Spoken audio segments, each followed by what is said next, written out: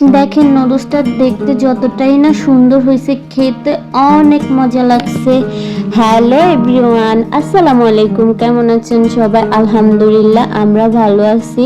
আমি আজকে সকালবেলা বাচ্চাদের টিফিনের জন্য নুডলস রান্না করব।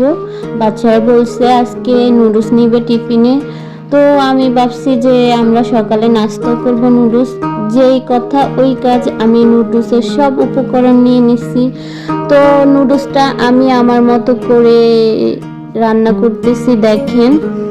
তো সবাই হয়তো এক একজনে এক এক রকম করে রান্না করে, বা আমার রান্নাটা কারো কাছে ভালো নাও লাগতে পারে, বা কারো কাছে অনেক ভালো লাগবে, বা যারা না জানে তারা রান্না করতে উৎসাহ হয়। অনেকে তো মোবাইল দেখে দেখে অনেক কিছু রান্না করে, আমিও যেমন যেটা না জানি মোবাইল দেখে রান্না করতে আমার খুব ভালো লাগে। ভালো হোক আর খারাপ হোক, নিজের কাছে অনেক ভালো লাগে। তো আমিও ওইভাবে রান্না করি। তো আমি ভাবছিলাম আমিও এভাবে একটু শেয়ার করি, হয়তো আমার রান্নাটা দেখে অন্য কেউ আমার রেসিপিটা শিখে তো রান্না করতে পারে। তাই আমি আমার মতো করে রান্না করতেছি দেখেন। এটা হলো ঝটপট করে রান্না। আমি নুডলসটা আগে সিদ্ধ করে রাখি নাই, কারণ আমি নুডলস এখানে একটু পানি অ্যাড করছি, গরম পানি অ্যাড করছি, কারণ এটার সাথে আমি নুডলস দিয়ে দিব। এভাবে আমি নুডলস পাকাই। অনেকে সিদ্ধ করে নুডলসের পানি বের করে ফেলে বা পরিষ্কার করে নেয়, কারণ ঝরঝরা হওয়ার জন্য।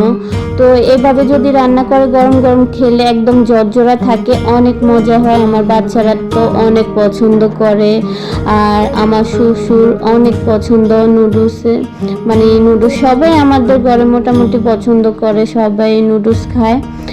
তো আমি আজকে বাচ্চাদের সাথে সাথে আমরা সবাই সকালবেলা নুডলস দিয়ে নাস্তা করব, তাই শেয়ার করে নিলাম, ভিডিওটা বানালাম।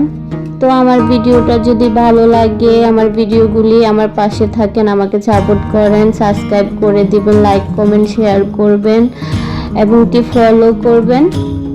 ফলো দিবেন আপনারা, আমাদের পাশে থাকবেন, দোয়া করবেন আমি যাতে আপনাদের ভালোবাসা পেয়ে সামনের দিকে এগিয়ে যেতে পারি। তো ভালো থাকবেন, আল্লাহ হাফেজ।